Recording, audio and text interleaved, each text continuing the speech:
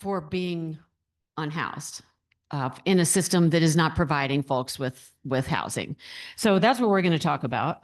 And Ryan will go into more detail about like the law part of it and what we've put in place to try and mitigate the harm from all that.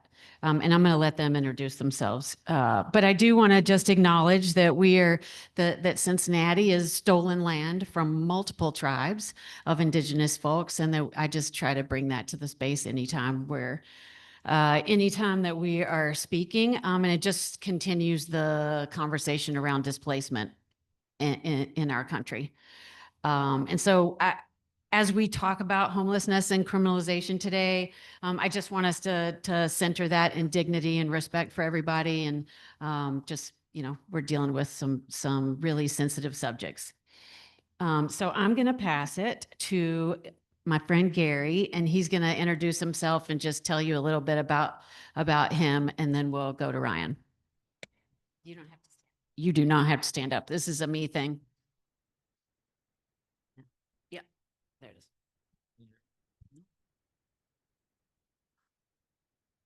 Hello, everybody. Can you hear me? How you doing? My name is Gary Dean, also known as Emmanuel.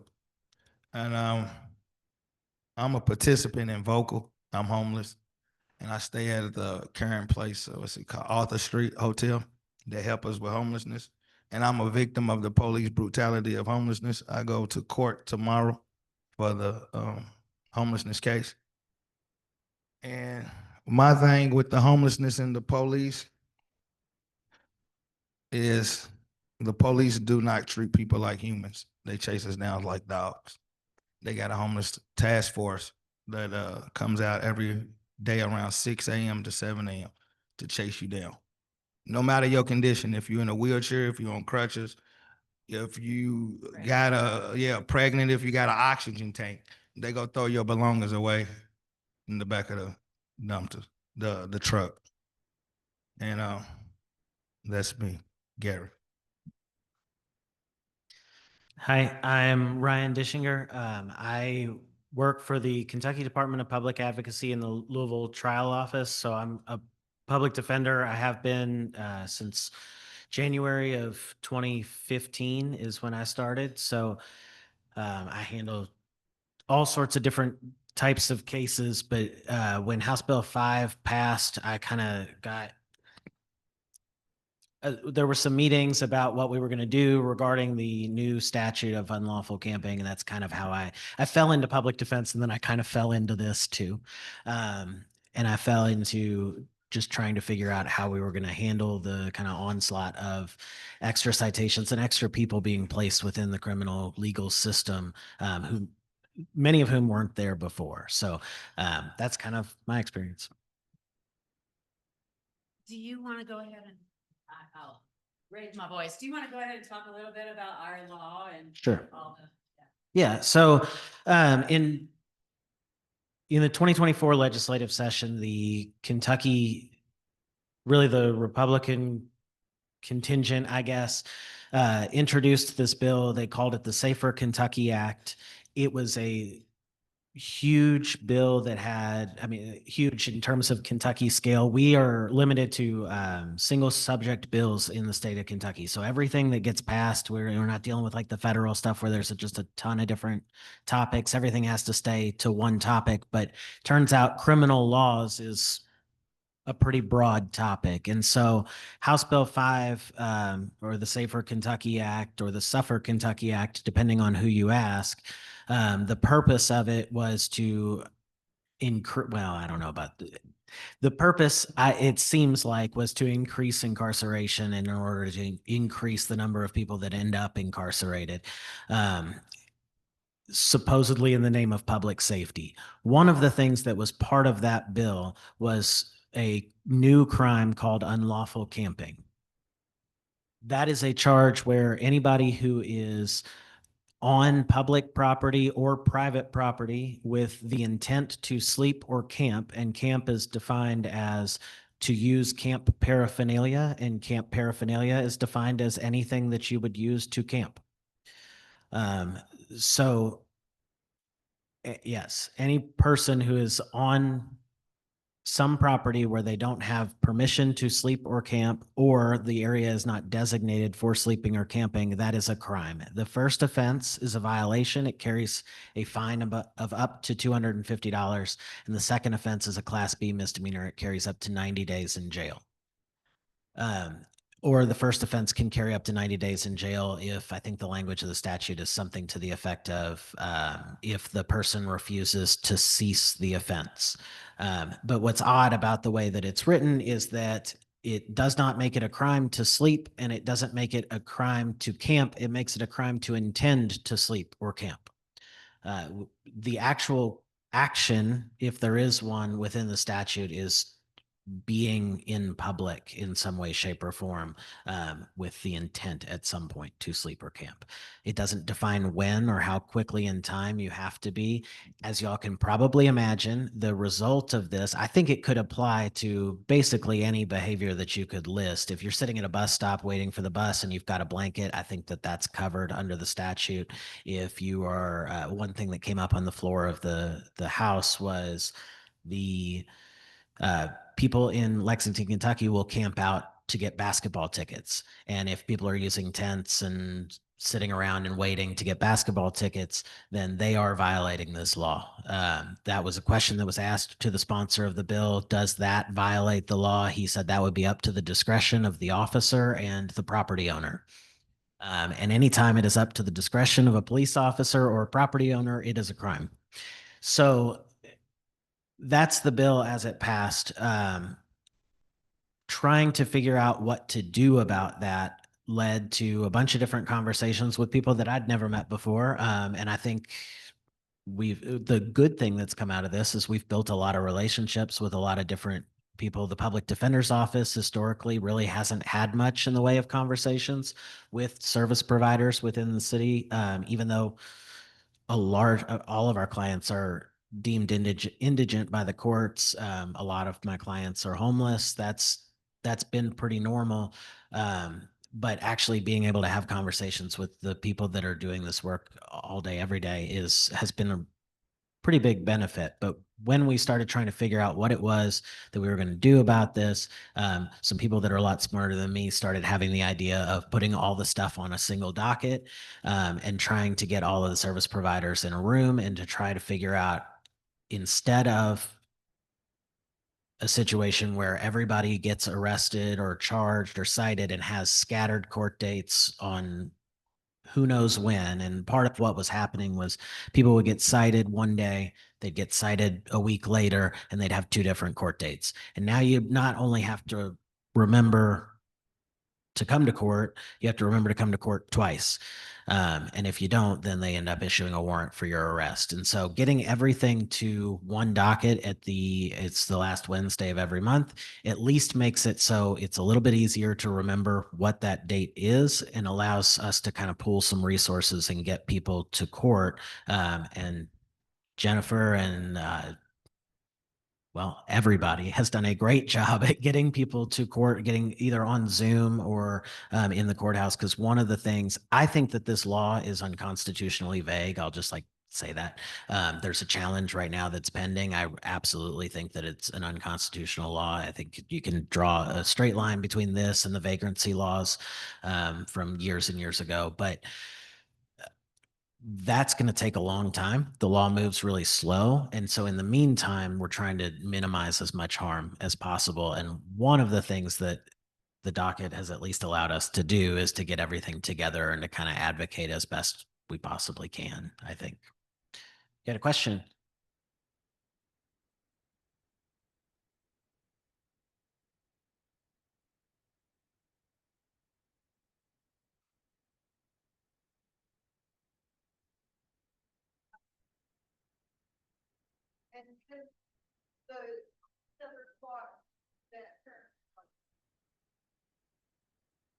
I am not, I don't know. Have the courts ever used the terminology of right versus right, RITE? I don't know. I'm not aware of anything where they have.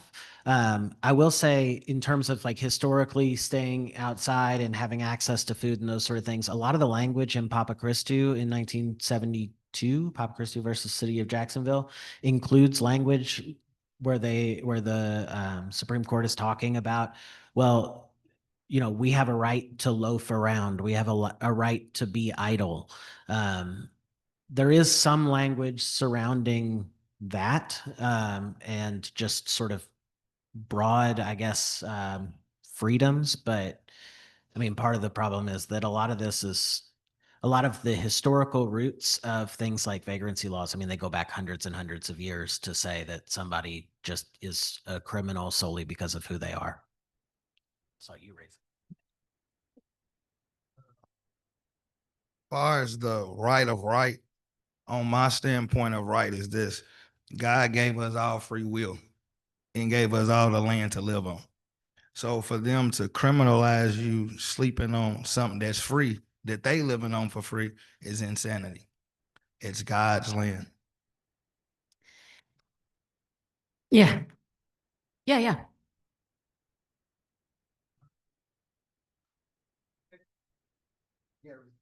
Gary? Gary Dean.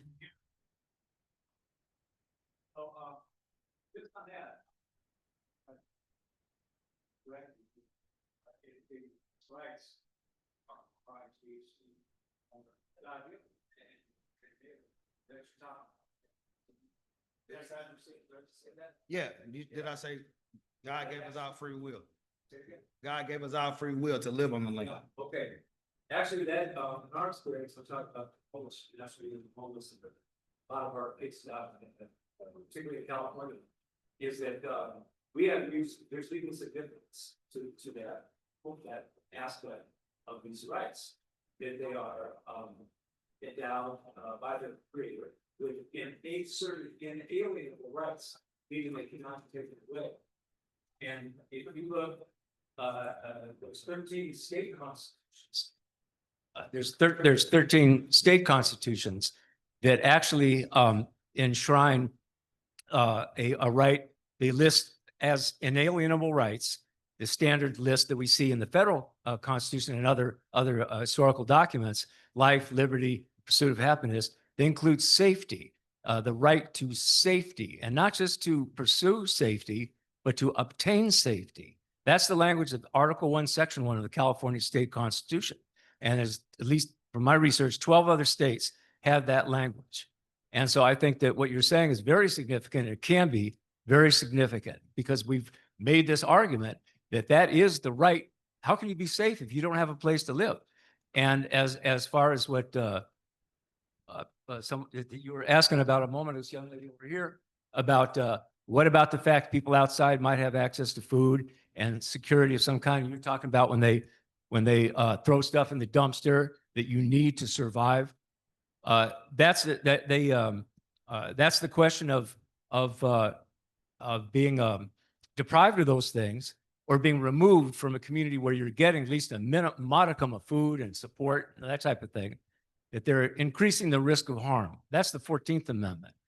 So we find we've been very successful. Donald made mention of this the last session, of using the 14th Amendment substantive due process, they call it, state created danger. And in fact, we got the first and only that we're aware of, except in California, we got the first decision after grants passed using the 14th Amendment to stop the city of Vallejo from taking down a woman's homeless. She had actually built her own place to live. You know what I'm saying? And so that has been a successful pathway for us and a legal argument that can be made. And we've also, to speak to, I'm sorry, what's your name again? Ryan. Ryan, yeah. Ryan's point about the public defenders. We've worked with some of the public defenders' offices when in these issues, because we know about these same laws, where they criminalized it outwardly, or they criminalized conduct which is so completely enmeshed with just being there and surviving, living. The city of Fremont said it's against the law to live in Fremont if you do the following things. But what we've met with the public defender's offices and given them all of our pleadings and all of our experience there, and they're coming into court ready to bring, as you know, you can contest a criminal charge by showing that the underlying law is unconstitutional. And so we're arming these public defenders when they seem inclined to really be concerned And those cases are getting dismissed quick, fast, and in a hurry. The prosecutor's just too busy to take on these complex, what these to them complex constitutional questions. I don't go on and on, but this panel's supposed to be in a state where there's handcuffs and not housing, right? And that's becoming so true everywhere. But there are pathways and strategies that we can employ and that we have successfully employed. So I just want to kind of share a little bit of that. No, I love that. I love that. And we are, like Ryan will talk a little bit more about how he is pushing back and is getting ready to do oral arguments in court next month about that. Yeah. Do you have a question? I'm going to turn the situation around where I live, and I don't know if this is true in Kentucky. We actually have 2 laws in place, 2 different parts of Florida that arrest people who aren't homeless. One of them is if you're a non-sanctioned organization that feeds the homeless, you can get arrested, because there was an accident incident where a church set up a table just like this for serving the homeless. They all went to jail because they were in either a city or a county that didn't allow that. Also, about 3 years ago, it was 6 months before I did my Elevate Daytona speech, which you can check out, they've also made panhandling illegal. And in my opinion, panhandling, you're not homeless. You're pathetic. Because if you were legitimately homeless and you went up to someone and said you were hungry, you're going to eat that food, or you're going to go in with them if they were at a restaurant and eat. That's just my opinion. But I was just letting you know that there's laws in place now for people who actually aren't homeless as well. I just wanted your take on that. Yeah, no. There are in our city, let's see, there's a group of Republican council people that are trying to pass something they're calling the Safer Louisville. Instead of Safer Kentucky, they're calling it the Safer Louisville Act. But one of the things that it does pinpoint is outreach workers. And it talks about that the whole thing they're trying to push is that that we could, if we were serving food outside, we could get cited for doing that. They also, and tell me if I'm wrong about this, but they also made it so that you can't, like if one of our folks is flying a sign, they are not allowed to go into the street to get anything from somebody. Even if they're offering it, they're not, like, they can be, so they come up with all kinds of different ways to criminalize folks and make it. I mean, the thing here, I heard somebody talking before this session about that we need to organize to change this shit. That's the shit that I'm ready to get to. Cause like, this doesn't work. This clearly does not work. We have citation court is tomorrow. It's the last Wednesday of every month. And it has, just like Ryan said, it's been really successful. And Gary can talk about his experience with that. And, but like that, those are the things that we should be doing. We should not be putting up new barriers and making it harder for people to do exactly what the system says that they want them to do. And then we make it impossible for people to do it. And then we criminalize them for it over and over and over again. So,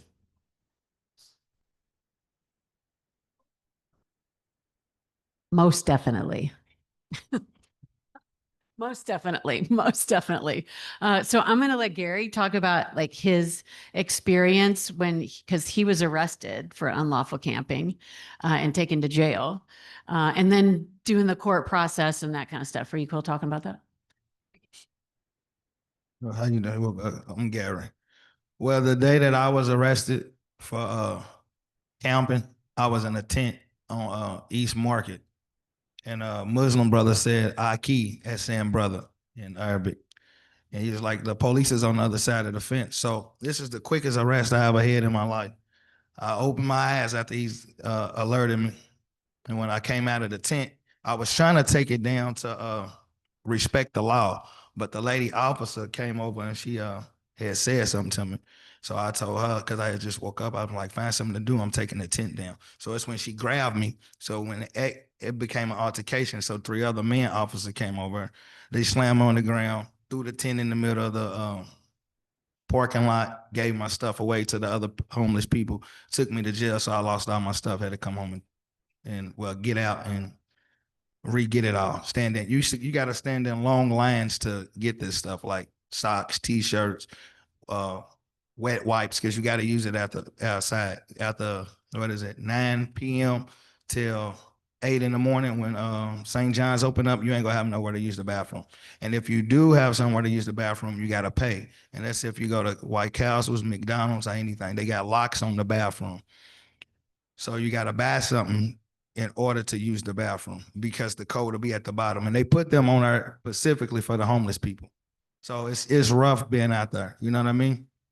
Like after a certain time, if you don't have no toilet paper, something like that, you got to use a sock or shirt. You know what I mean? They got it real rough. There's no public bathrooms or nothing, you know? So it's rough. We talk about the court. Like, I go to court tomorrow at I think 9 or 10, Louisville, Kentucky, Jefferson County Court for this same case.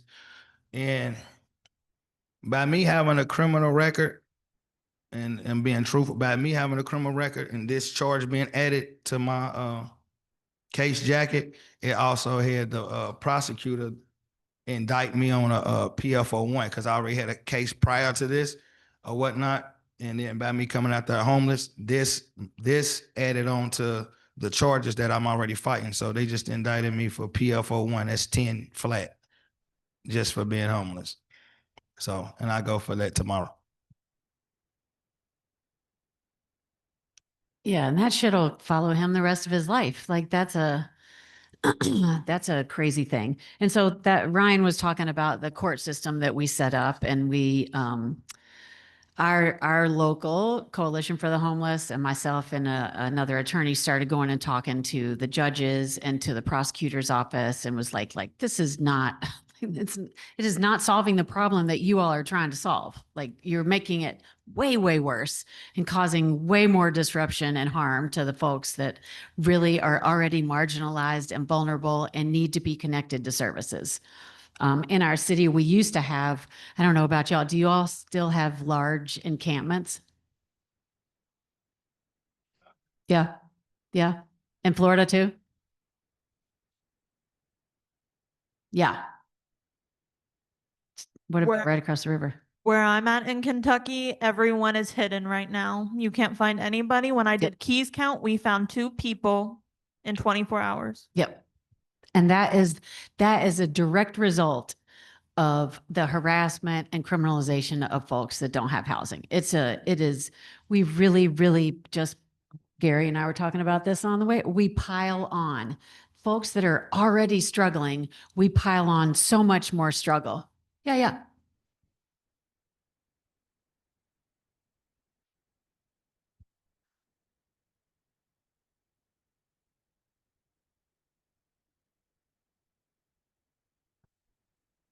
Or to make a court order that takes that in consideration. And the other thing is, what are you doing for the bigger issue behind the scenes that is the capitalistic reason that they're targeting people with mental illness and people that are homeless, is that the prison system is privatized. They need people to fill the beds to make They need to make money. their money. Right. And then they also use these guys as free labor to make products that they sell. Most definitely. Most definitely. Yeah. That's the whole thing with the homeless task force. When you talk political, it's about control.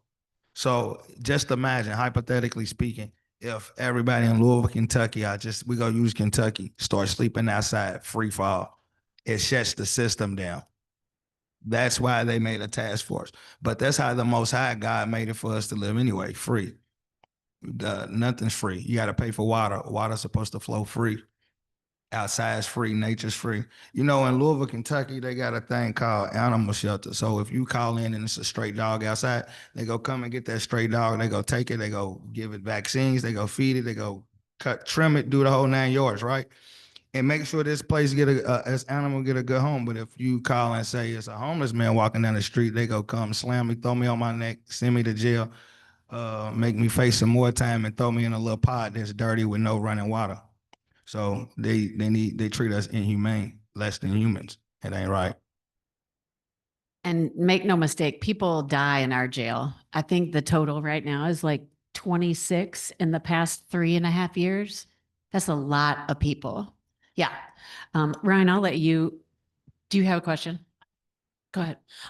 So my name is Katie. I used to be this youth street outreach worker in Northern Kentucky, but unfortunately we lost our funding after the Safer Kentucky Act. I tried to find a job in youth housing in Kentucky for 6 months, couldn't find one. So cryingly, I went to Ohio.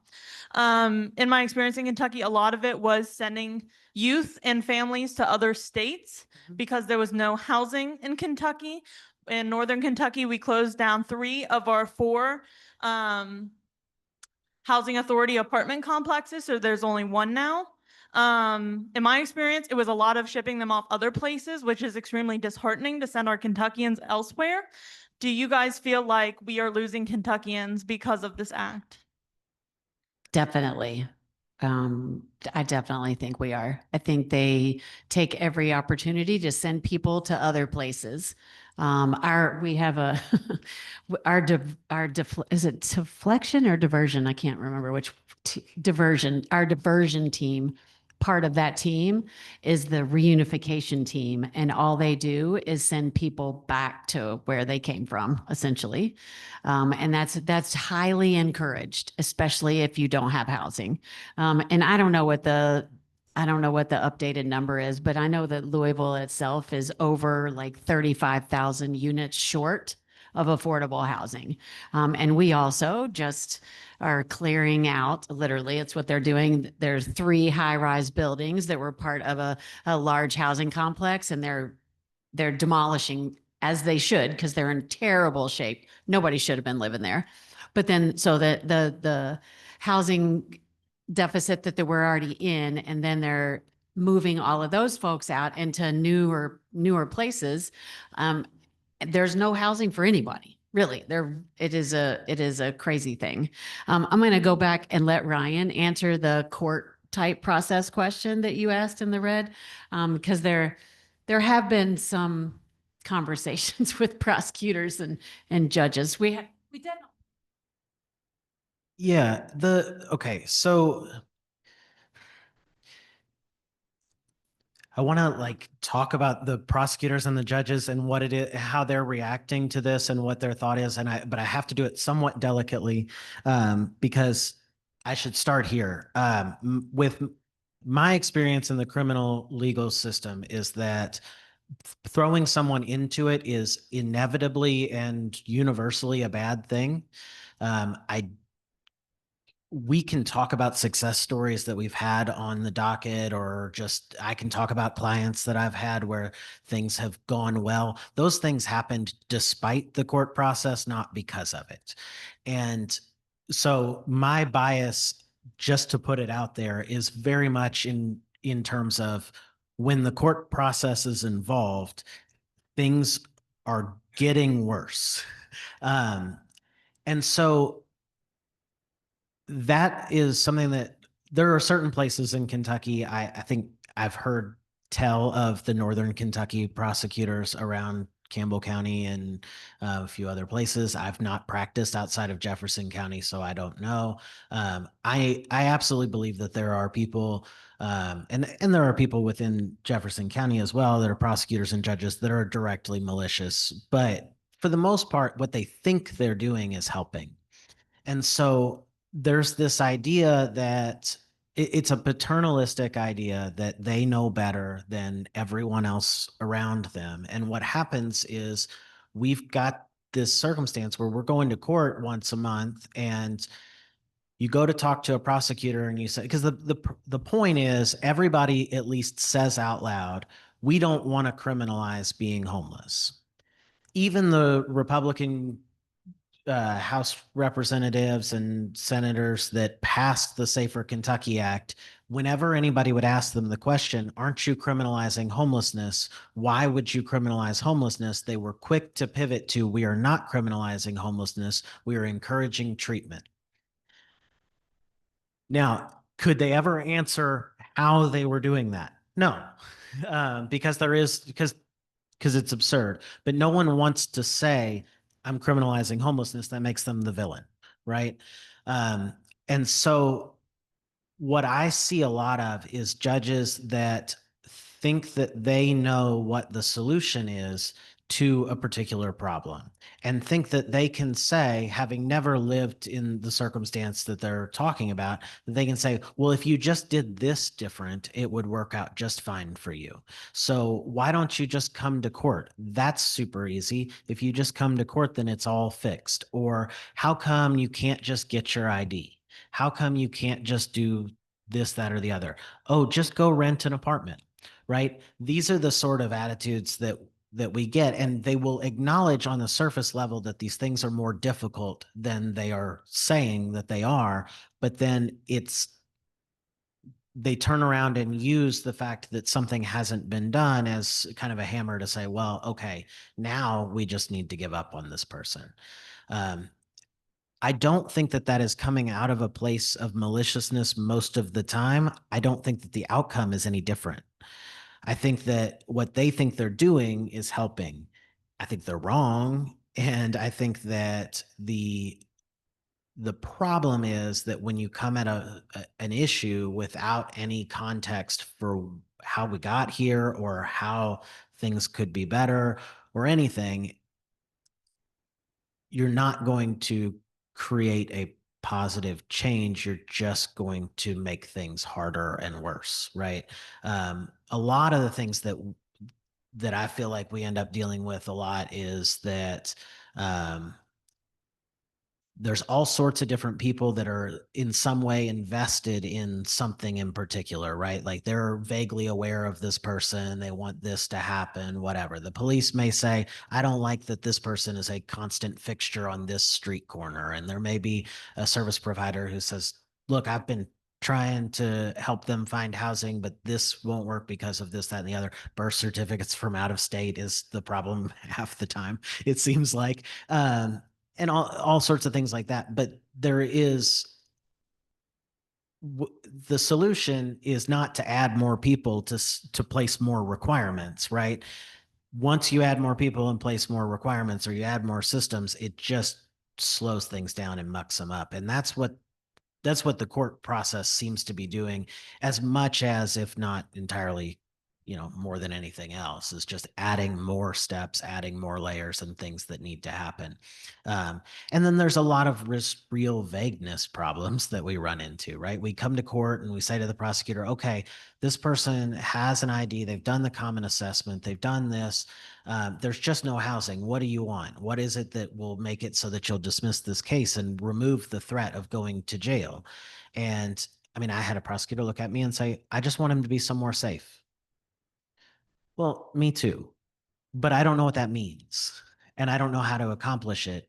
And there's not an easy solution because we're 36, 37, 38,000 units of affordable housing short, because the city and the state have prioritized an attitude over actually trying to solve a problem, right? They've prioritized the attitude of, this is what we want the streets and the city to look like. And this is what we want to see on our commute downtown or whatever. It's not about the people, it's about the image. So. Can I ask, in the lead up to the bill being passed, pardon, did Vocal do a lot of legislative work? We did. And what was that like for you and for your leaders? And I think through all this, I'm just wondering, how can we break through just that horrible stereotyping, just the non-thinking, the non-caring, the like putting up blocks. I mean, we've been dealing with this for decades. It's nothing new. But I'm curious to know about Vocal's experience in doing the legislative work in the. Yeah, it's hard. It's hard to go to Frankfurt with, I was not directly impacted by housing issues. I used substances chaotically for 20 years of my life, but it is still really hard to go to Frankfurt and talk to a bunch of people that act like they don't give a shit about you or the people that are with you or their experiences. But those conversations still have to happen. They're hard. We have to, one of the things, we have to be comfortable being uncomfortable because the shit that we're talking about is uncomfortable. It's hard to talk about. Marginalized communities I'm sorry, I cuss a lot. They're just shit on a lot. And the system seems to just make everything harder. But we went up regularly. Kentucky, I'm not clear about Ohio's legislative session, but I know Kentucky's legislative session is crazy. We alternate years. One year it's 30 days, the next year it's 60 days, and then it goes back and forth depending on whether it's a budget year. This year is a budget year in 26, and so it's 60 days. So it'll go from the beginning of January till the middle of April, essentially. And we go a lot. We go and talk to legislators. We do rallies there. Now that we have membership meetings in Lexington and in Frankfurt, we'll be doing door knocking. But we fought really hard. A lot of organizations fought really hard against the Safer Suffer Kentucky Act, unsuccessfully. I mean, that bill started, Ryan said this at the beginning, it's a huge omnibus bill, and it had, I think the criminal penalties that got increased were like 76 different penalties got increased. Anything having to do with fentanyl, the unlawful camping, they put in a carjacking statute. Like there was a lot of PFO stuff, like really is crazy. And so it can be really traumatic for folks to go and talk about that. I mean, Gary is sitting here willingly to talk about this because he wants to. That's the thing, is that we have to educate people. Like, I know that there are people in our city and all over the state that would support what we're doing and would not support the criminalization of homelessness if they understood it and if they had more information. Like, I firmly believe that. Yeah. Okay, so this is the hidden allies that speak to my heart. The society has been built on isolationism, and there are seniors and disabled and other people that just need more socialization that would welcome having somebody in their home if they felt it was safe. And so we need community programs where, I met my house host through Communities United for Action.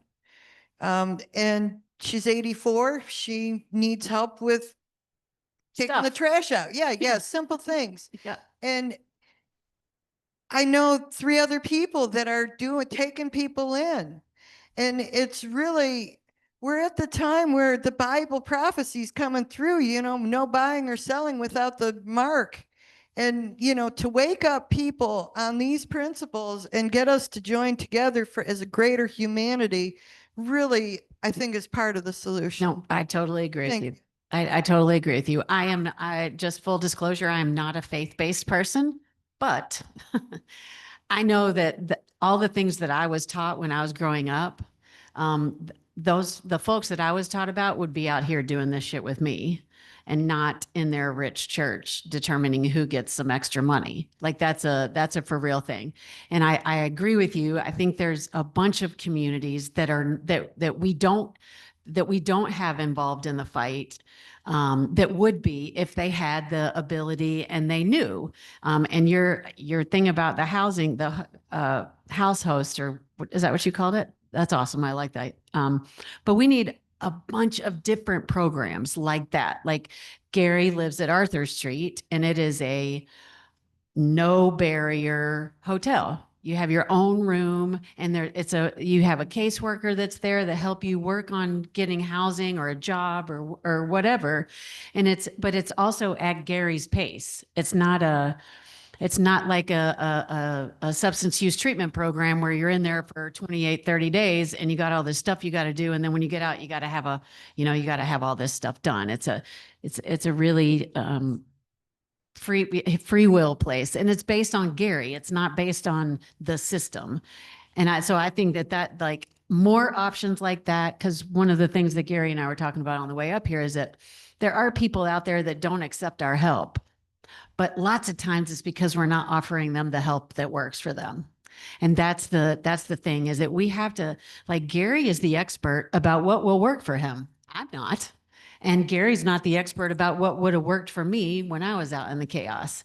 Like, we need to be asking folks and giving autonomy back to them. Because, like, that's the thing, when you don't have a choice, when you don't have any option but to literally survive, like, when you start getting options back and you feel like you have control over what's happening in your life, that's like when the good shit can happen.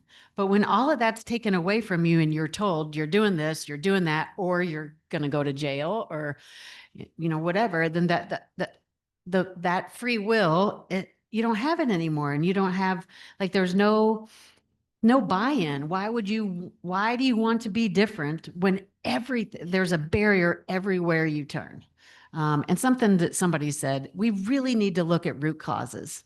Like, lots of these things are Band-Aids. The court system that we don't want that court system. I hate that we had to make that docket.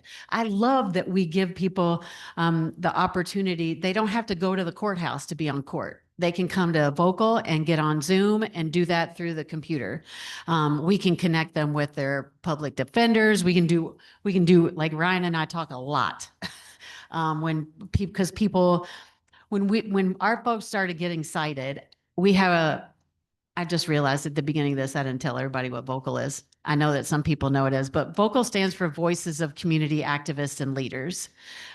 We are a member-led grassroots organization that builds political power with poor and low-income folks that have been directly impacted by houselessness, the war on drugs, mass incarceration, and HIV/AIDS. We have a drop-in center in Louisville. And I make announcements in there every day. If you get cited, bring me your citation. And I immediately reach out to Ryan or somebody in his office and say, hey, so-and-so just got a citation. What if they've been cited before, what do we need to do? Or, whatever. It's a constant conversation. And that was, like Ryan said, before that process started, I didn't have any connection. I didn't know any of the public defenders, like, at all. And now they are like one of our biggest partners around this. I'd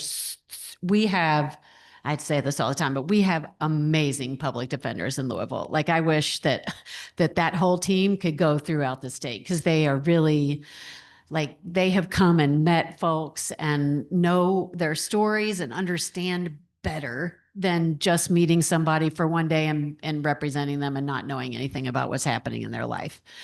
They've taken time to learn about the system, about how fucked up the system is, and, like, all of that. That is a huge plus out of all this.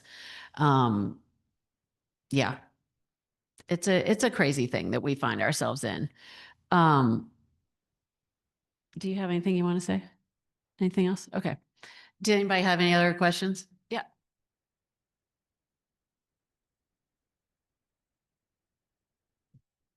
Wait, it was a question. Yeah. Okay. First of all, I gotta say, pardon me, It's okay. coming down with something. And I know that you guys are meeting with these judges and prosecutors, and it's private, confidential. I assume this is not something that they're saying, well, what we're trying to do is help these people when they're up there adjudicating a criminal case. Am I right? That's not something they're saying in open court, these judges and prosecutors, are they? Oh, they'll say it in open court. They will say it in open court? All right. Absolutely. Well, the fact of the matter, I mean, our perspective on this is to make these courtrooms battlegrounds, battlegrounds, and make it so they don't want to take us to court because they know it's going to be a battleground. And what I mean by that, for example, is that they cannot. It doesn't matter when you legislate, when a legislature enacts a law. The motive behind the law, what the thinking of the legislators is, what their real agenda is irrelevant. It is irrelevant from a legal standpoint. Now, we can argue certain things about bias and motive and all that, but what they have in their mind is not relevant. The only thing that the law looks at now is the legislation that was enacted, and that's a criminal statute. So for them to take the position and say so in public court, to say, well, we're really trying to use this to get you to get your life together. is completely inappropriate. It's inappropriate for a judge to say things like that because they're using the criminal law for a purpose for which it is not designed. It's funny how they do that because other aspects of the law, they more than happy to do it for what it's designed. And so what I'm trying to say here is that I think that it needs, for example, what Garrity was saying, that he's got these strikes against him already, and now they got him on this homeless camping, violation. Well, maybe there's others, and maybe it's a selective prosecution. Maybe they know your record, they know your jacket, and they maybe say, well, here's a guy, we got this guy. And prosecutors have discretion, but what they don't have a legal right to do is to do a selective prosecution such that they're disproportionately targeting a certain class of offenders or would-be offenders. I would be looking into that. I would be filing motions. I would be talking to public defenders and educating the defendants themselves about these things. I would also be looking at filing affirmative civil lawsuits against the police for what they did. Affirmative. So now put them on the defensive. Okay, well, you got me in here. I'm going to have you in here in the civil court. I mean, it just seems to me that we can't surrender these. I know no one could, we all know about the nature of the courts, but they're battlegrounds. And are we going to let them just line us up against the wall? Or are we going to have some kind of way, that it's sufficiently cloaked in the law so that it can't be just disregarded? But at the same time is marshaling everything we can. We go to court on these things and we have union members that got their shirts on. So whatever happens, they're looking at a lot of other people. We tell them we're ready to show that you're targeting a certain group of people. There's another reason why you're going after this camp in this area for this reason. And in California, you can bring a motion where if you make that allegation, the judge almost is required to let you do discovery. He lets you take a look at where the prosecutions have been, where are they concentrating their resources against what type of defendants. And so, I mean, I'll just tell you that it's that's just our experience, and we train, we train our members because many of them are constantly being faced with this. We have the whole camping bans, and they also put right into these ordinances that aiding and abetting will be criminally prosecuted.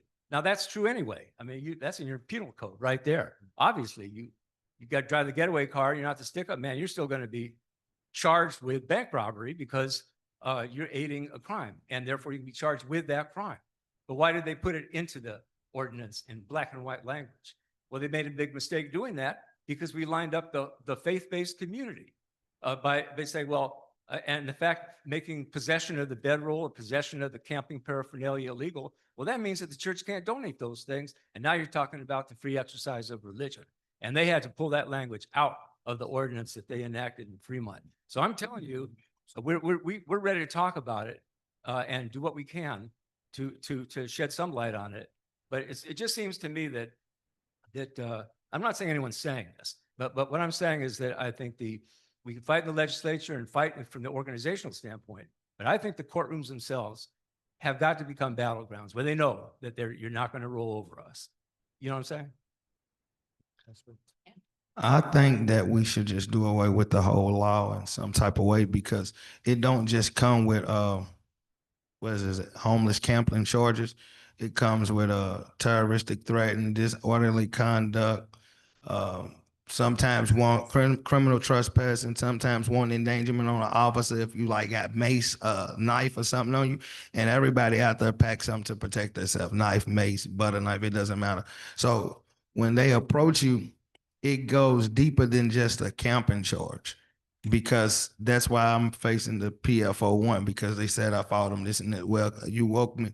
Well, I can't open my eyes at 7 in the morning. I got some officers talking about some, so they need to do away with the whole whatever the law is on it, period, because it's inhumane and it's entrapment. You pulling up on me for being homeless, but it turns from the homeless act to criminal now because it's an altercation between a civilian and an officer, and most officers is disrespectful behind the badge and they're rude. So they're not going to approach you like you a man or a woman. They're going to approach you like you're a criminal, whether you're a criminal or not. They're going to approach you like it. Drive up on the curve, almost hit you. You already got an attitude. So then you would say, "What are you person? Well, come here." And then if you don't stop, they want to chase you down. Even if you don't give them your ID, and you don't have to, you can keep walking. If you're not been detained to be arrested, you don't have to. And when you know stuff like that, they still use force. So when they using force, of course, you go defend yourself. Now you understand because you got a disorderly conduct on the officer, wanting endangerment on the officer. Well, what about the wanting endangerment on me? The officer pursued me, approached me. I was just walking down the street. And like, even after I got arrested the first time, that same little 4 officers, it was like they had a vendetta out for me. So when they see me, they'll turn this corner, they'll turn that corner. So I got to turn another corner. You know, it's kind of bad because you got to hide to sleep outside. So we need to do away with it. I'm going to pass it to you in 1 second, but Gary, you just reminded me of something. We did a lot of education with our folks. When this law first passed, we started talking about it all the time. Our local Coalition for the Homeless made some stickers that the city puts up all these, no trespassing signs everywhere that they've cleared out an encampment. Those always have signs so people can't go back there. And so we got these stickers made and we'll put them on the back of those signs saying what to do if you got a citation. And we really tried to do some know your right stuff with our folks so that they knew what information they did have to give if they got woken up. And that's really important. And that also gives our folks some power back. Like we talked about get up before the sun's up, have your tent packed up. Don't be there, like, especially right now, because Gary mentioned it earlier, we have a homeless task force division on our police department now. That's like, I think it's maybe 4 people or something. It's ridiculous. But that's it's what they do. And they drive this ridiculous route every day. They come through our parking lot every day with I call it the caravan. It's like 10 vehicles, sanitation trucks, city vehicles, police vehicles, undercover vehicles. And they come through, they go up and down one of our main expressways where folks have historically stayed underneath the viaducts because that's where you can get shelter. And so we really tried to educate people about how to stay out of the police's way. But they definitely target people, and they have we think they have a hit list of people that they watch for because there's several. One of our deputy mayors is in citation court every court date. She takes notes the whole time, and there's usually police officers with her as well. So they know who's not showing up at court. And then those are the folks I think that they go look for and can pick up on warrants, especially because in court, if a warrant is put out on somebody, then they have that information right there immediately and know, okay, when I see so-and-so, I can just pick him up because he's got a warrant out now. It is not they say, if you ask the police department they say, we're trying to get people connected to resources, but yet they don't give out any resources. They don't offer anything. They offer one thing, and that is to get a ride to the healing place, which is a very large 12-step abstinence-based program that does not use medication-assisted treatment. There's no detox, nothing. It's just full-on cold turkey. And that's the offer that they make, is that they'll take you to the healing place, which is not where most people want to go anyway. But yeah, I'll let you talk. Yeah. And so the point that you made about courtrooms being a battleground is a good point, right? And the thing that we have, there are a lot of days, I think Jennifer said this a second ago, it's like, I wish we didn't have to go to the docket and have any of this. Like, I very much think that the court's involvement in this has just made things worse. There's a practical issue that we needed to solve, which was that for the first 6 or so months of this bill existing, people had a lot of court dates that just about universally no one was showing up for, and certainly not showing up consistently for a long time. And generally speaking, in Jefferson County, the problem is that judges, once somebody stops showing up, will just issue warrants for their arrest. And there's not a whole lot that we can do to stop it at that point if we don't then still have contact with that person. So there's a lot of, and then there's also the secondary issue there of we need people to be, just as attorneys, we need to have them, one, able to participate in their defense if they want to, and to be aware of what's going on and to be willing to be part of that. And so trying to make sure that everybody has the autonomy to choose what it is that they want as part of this legal system, right, is one of the issues. I admire a lot of the people that do kind of impact litigation and can say, okay, we're going to go pick a plaintiff and we're going to do this. That's never been my job. And it's never been kind of the luxury that I've had, right? That we just get whoever it is that gets charged, and that's who we have. What that's meant, though, is that the docket kind of was born out of that and out of the problem of trying to get people to court. And then simultaneous with that, what we've tried to do is make sure that everybody who is on the docket, we get in contact with them to the extent that we're able. I've had lawyers on my team go out and spend time. There's a guy that sleeps on 2nd Street on the sidewalk there, and one of the lawyers on my team went out just to meet him because he refuses to come to court and he refuses to engage in the process at all. And she drove out there with someone just to meet him and try and talk with him and see what it was that he wanted and how he wanted his case to be handled. We've tried to do a lot to make sure that we can get in contact with people and that we can have these conversations with them, because one of the things is there's a rule of criminal procedure that says that on misdemeanors, a person doesn't necessarily have to be present. Now, that creates an issue for me, like just ethically and legally, right? I think that people have a right to participate in their defense. They have a right to be present in court. And I don't like the idea of courts just deciding willy-nilly when they're going to start having proceedings without somebody. But at the same time, the rule exists. And if the attitude of the person charged is, I want to fight this and I don't like this law and I don't like that this exists and I don't want to play ball with the prosecutors or the judges and let them feel like they're, making a difference or whatever. But also I know that I'm not going to really be able to make it to all of these court appearances and things. What we've done is we've gone through, kind of drafted a document that says, hey, you can waive your presence to all of your court appearances. You sign it and then give us authority to handle the case. You can always change your mind and come to court and call. You can always call.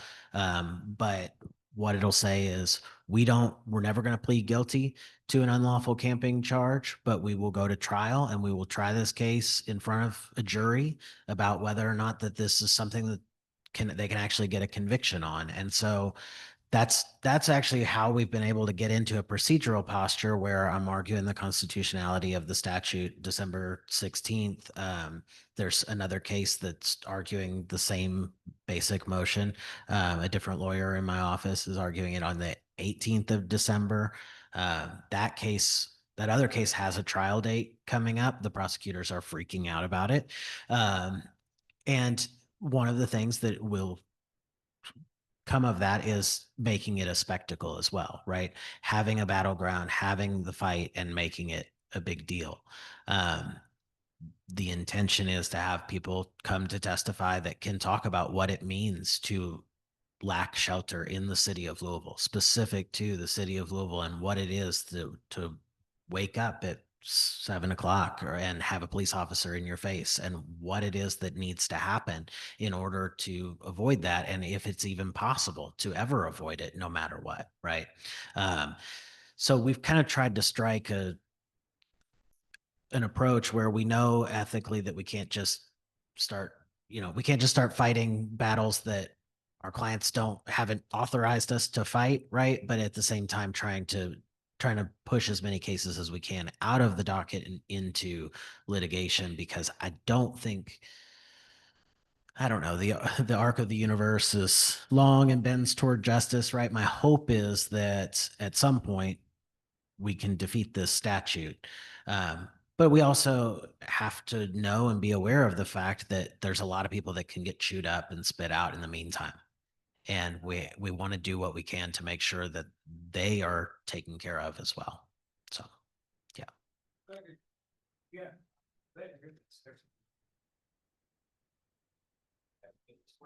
I'd like to follow and see what juries are coming back with, if they even let it get to the jury, because at a certain point, they may not want the jury based on how the evidence comes in. Oh, for sure. Yeah. Yeah, They, and no, that's a they, victory, they right? dismissed one because there were, y'all might have, it made national news, was there was a woman who was in labor who was cited for unlawful camping, and we filed a constitutionality challenge and they immediately dismissed that case because they knew that the press of it was bad for them.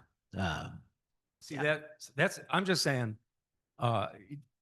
we all of us are gaining experience with this thing, with different approaches, similar approaches, but we want to share this experience, you know what I'm saying? Yeah. And what you just talked about with the case that came all the way to trial, and they got fearful of the constitutional, oh, maybe we don't want this to go. We want to know more about that, learn from that. And I also know sometimes if you're overwhelmed and you just lack the overall situation is that you're going to get slaughtered, that you have to make a tactical retreat. You know what I'm saying? These are people's lives, and we're not here to play with them to make some point. Please be, I want to be clear about that because you're right. We never lets you and him fight kind of situation. They're the ones who are going to go to jail if they're convicted, not us. I mean us meaning the attorneys.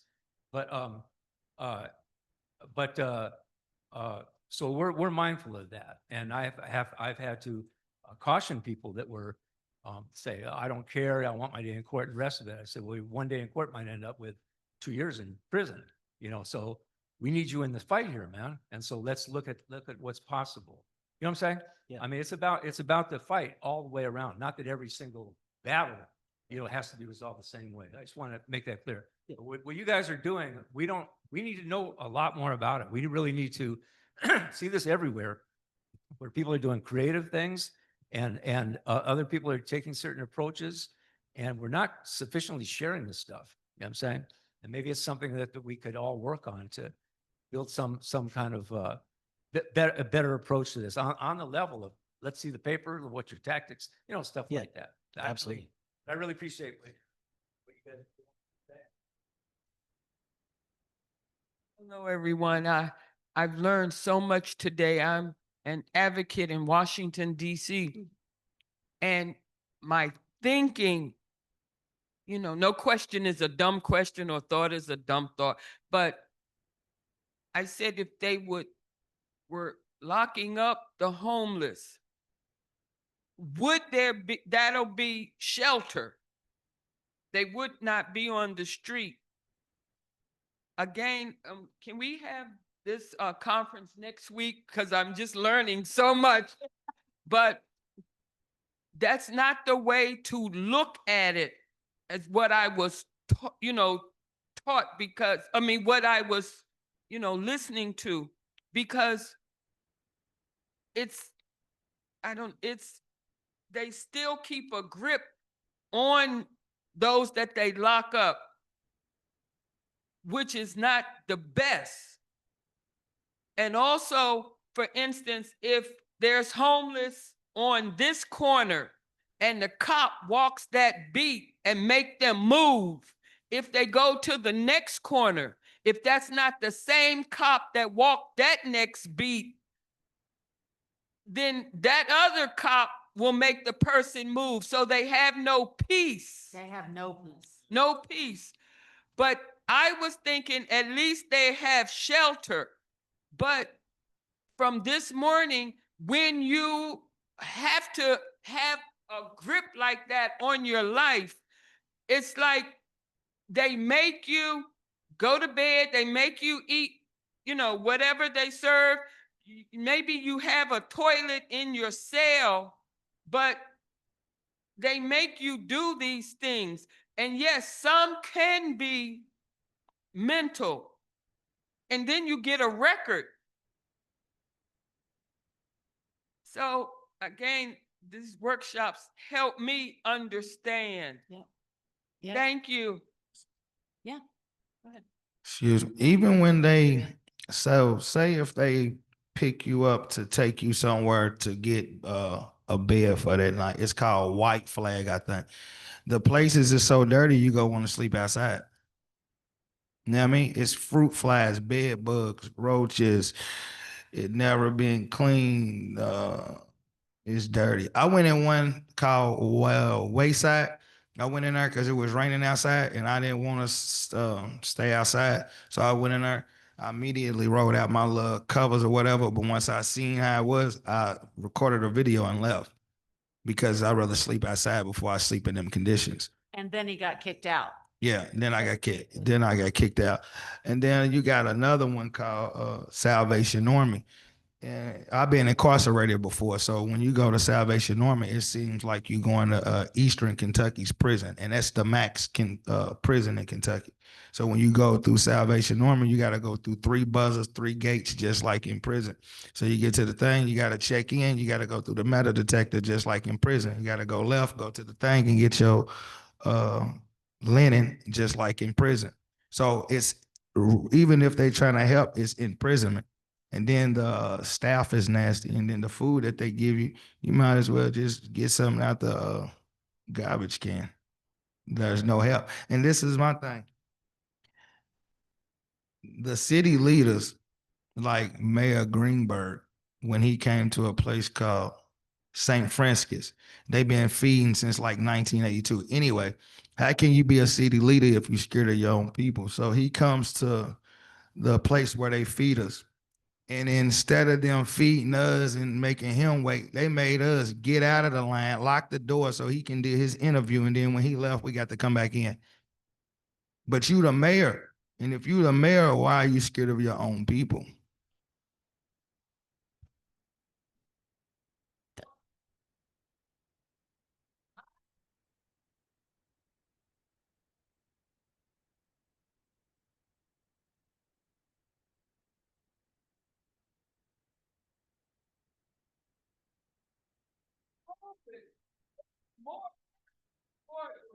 The secretary, the food workers, the cleaning workers, that's more work, even though they did not commit a big crime. Yep. But those workers are human and have lives too.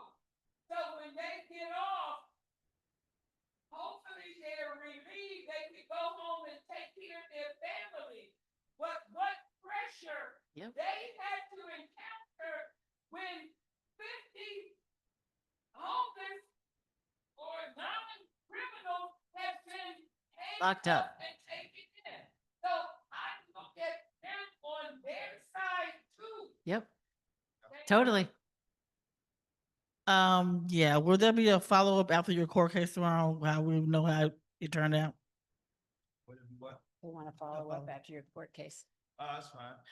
That's fine. That's fine. I have my contact up here. I can leave it.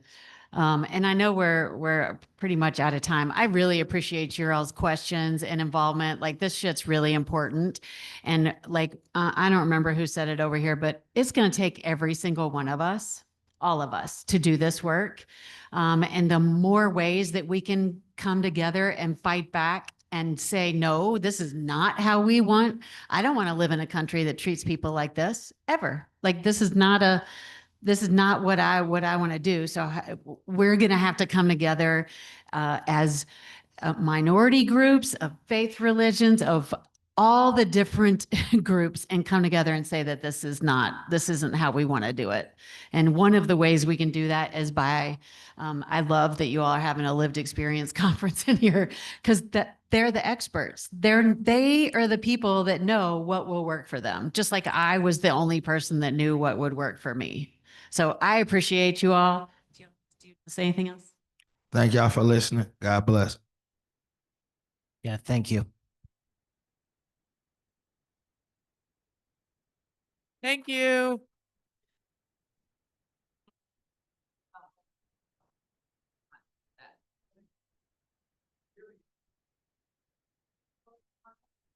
Yeah. I can send you. How far are you from? I just put my 4 minutes, 45 minutes. Well, and again, we are like. Oh, we like that.